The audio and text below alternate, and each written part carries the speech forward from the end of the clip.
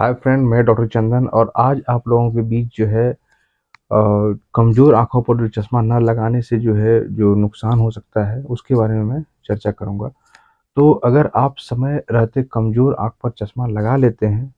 तो ऐसे में आप कई बड़े नुकसानों से बच सकते हैं। तो इस वीडियो में हम आपको चश्मा न लगाने के कारण होने वाले नुकसान के बारे में बताने जा रहे हैं। तो अंत तक मेरे वीडियो में बने रहें। यदि आप मेरे चैनल पे नए हैं तो कृपया चैनल को सब्सक्राइब और शेयर ज़रूर करें। तो आँख के कमज़ोर होने के पीछे कई कारण हो सकते हैं, जिसमें अहम जो है खान-पान जैसे कि आपका डाइट जो होता है उसमें कमी के कारण भी माना जा सकता है। तो यदि बच्चों को अगर बचपन से ही हरा सब्ज़ी और दूसरे हेल्दी फूड्स का सेवन कराया जाए, तो हो सकता है कि उनकी आँखों जो है वो कमज़ोर ना पड़े। और वैसे मोबाइल और टीवी को घंटे देखने से भी आँखों की सेहत पर बुरा असर पड़ता है। अभी जैसे कि पिछले वीडियो में मैंने बताया एक जो इसके बच्चों को मोबाइल देने से क्या-क्या समस्या हो सकता है इसके बारे में हम बताए हुए हैं। तो उस वीडियो को ज़रूर बच्चे को भी दिखलाएँ ताकि बच्चे जो अभी के दौर में जो है मोबाइल है, टीवी हो गया या लैपटॉप या गेम वगैरह जो है वो दिन भर खेलते रहते हैं, जिसके कारण उसकी आँखों पर काफ़ी बुरा असर पड़ रहा है। और ऐसा भी देखा गया है कुछ लोग आँख के कमज़ोर होने के बाद भी उस पर अमल नहीं करते हैं और उसी तरह से चलने दे देते हैं। जिसके जिसके कारण जो है उनको काफ़ी आगे चलकर जो है समस्या का सामना करना पड़ सकता है। तो इस वीडियो में अभी आपको जो चश्मा ना लगाने के कारण जैसे किसी को यदि चश्मा लग रहा हो और वो नहीं लगा रहे हैं, जिसके कारण उसको आगे चलकर कम समस्या हो सकता है, उसके बारे में हम बताना चाहेंगे। कुछ लोग आँख खराब होने के बावजूद भी चश्मा पहनने से कतराते हैं और ऐसा नहीं होना चाहिए। जिसका यदि पावर यदि लग रहा हो तो चश्मा ज़रूर से ज़रूर लगाएँ, ताकि आपके जो समय रहते हुए कमज़ोर जो आपका आँख हो रहा है, तो उससे आप बचाव कर सकते हैं। और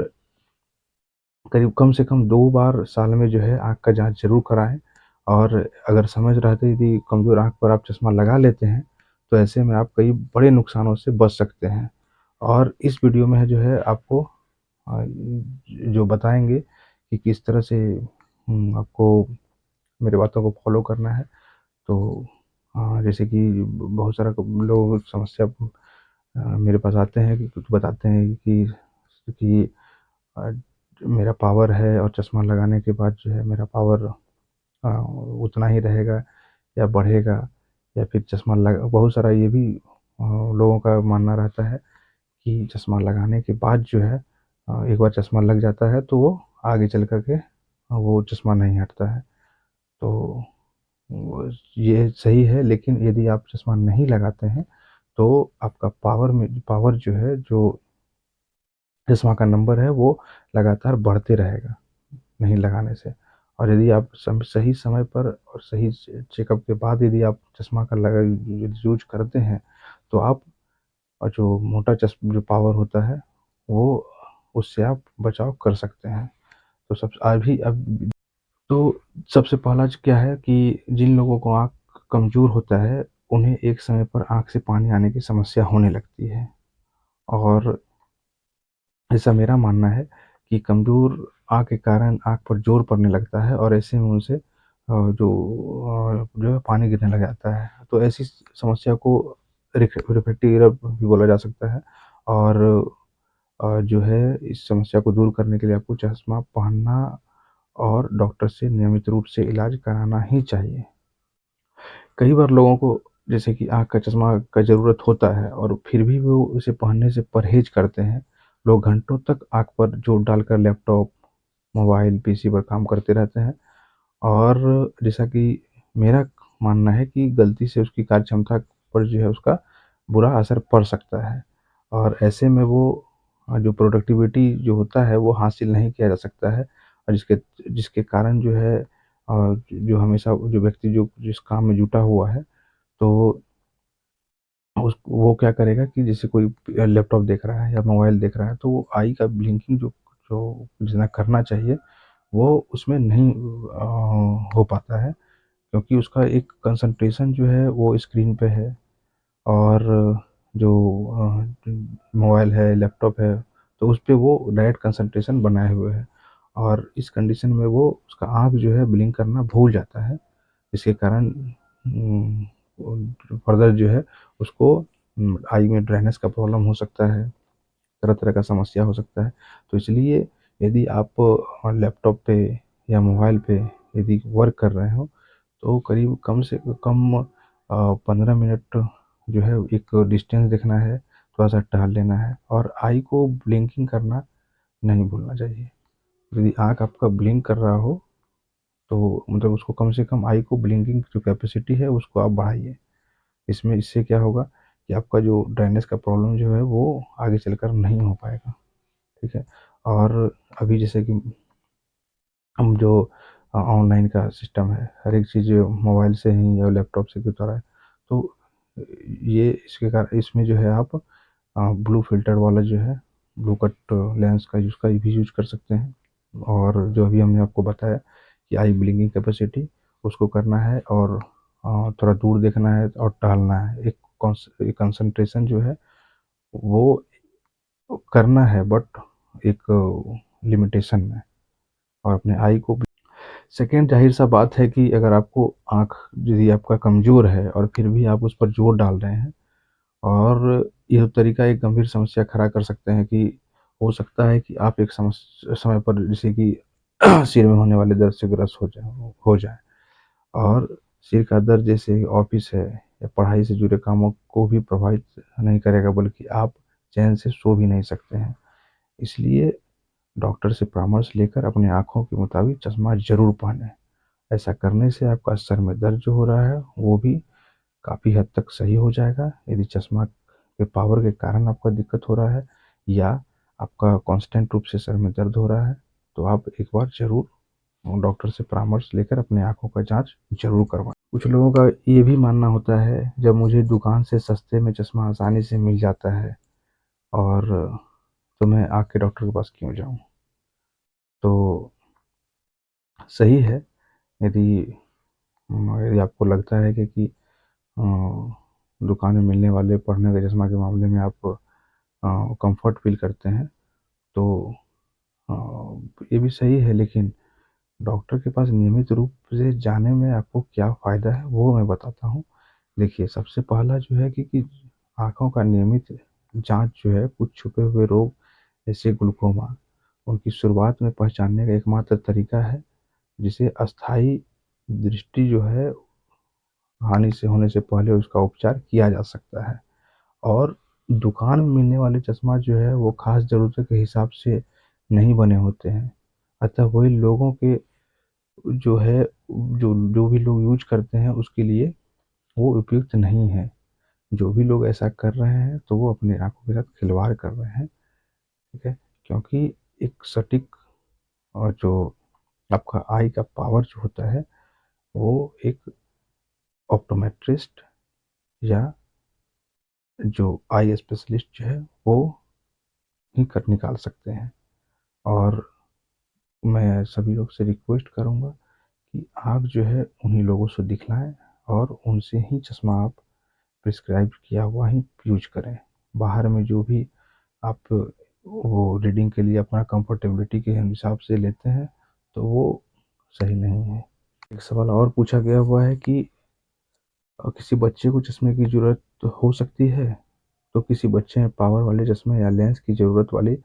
जो दृष्टि संबंधी समस्या होने के आम संकेत जो है इस तरह से है, जैसे लगातार टीवी के बहुत पास बैठे रहना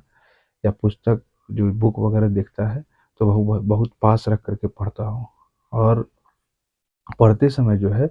वो कहाँ पढ़ रहे थे वह स्थान वो खो बैठता है और उँगली फिराते हुए मतलब जो उँगली जो है वो उसको वो देखिए फिराते हुए पढ़ना। तो ये सब आप बच्चों में गौर करके और एक बार उस बच्चे को ज़रूर जो है आई डॉक्टर से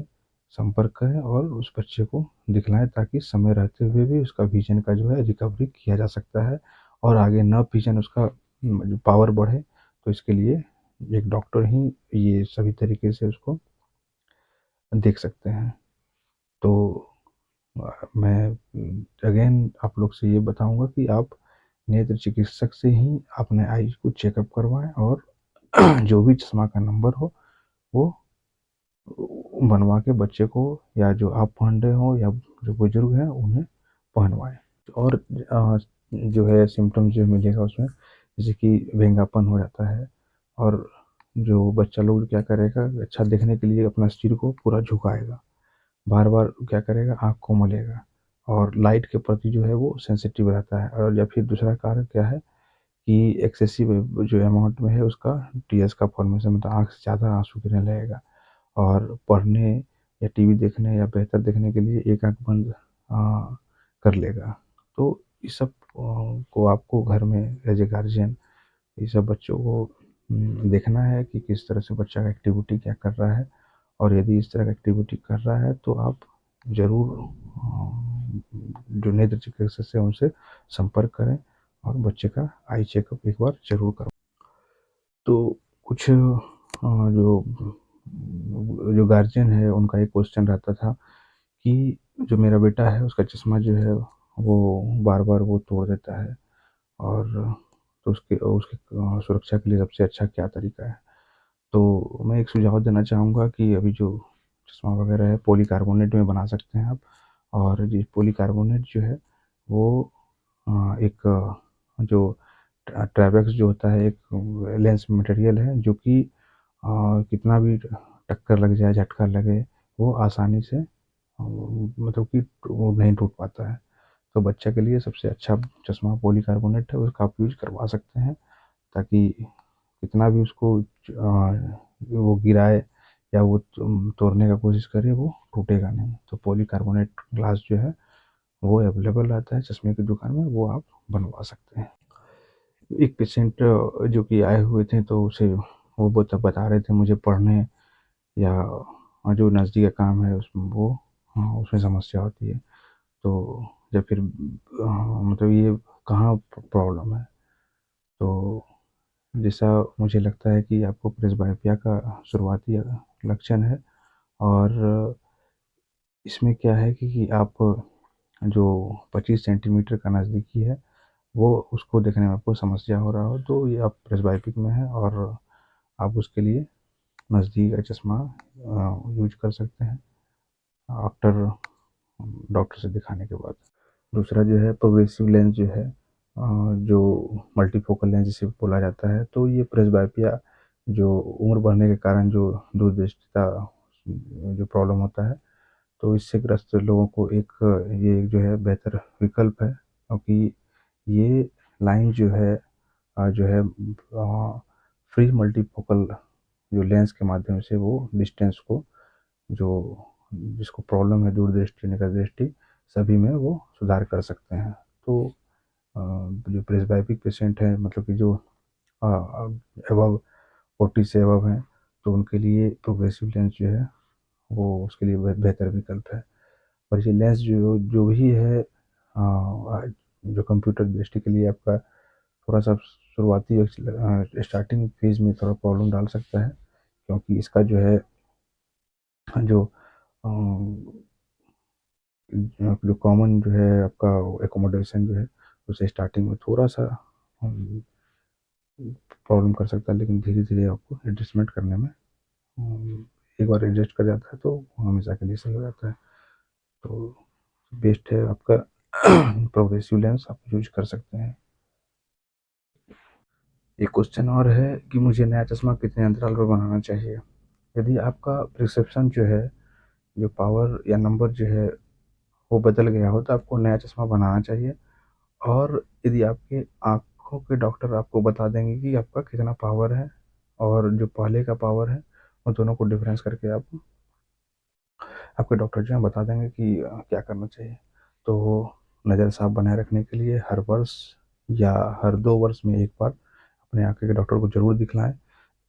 और आपके डॉक्टर आपको बता सकते हैं कि आपके लिए कौन-सा अंतराल सही है। तो और जो भी आपका जो लेंस का पावर चेंज हुआ हो, तो पुराना लेंस को छोड़कर नया लेंस में आप उसको जो प्रिस्क्राइब किया हुआ है उसको ज़रूर यूज करें।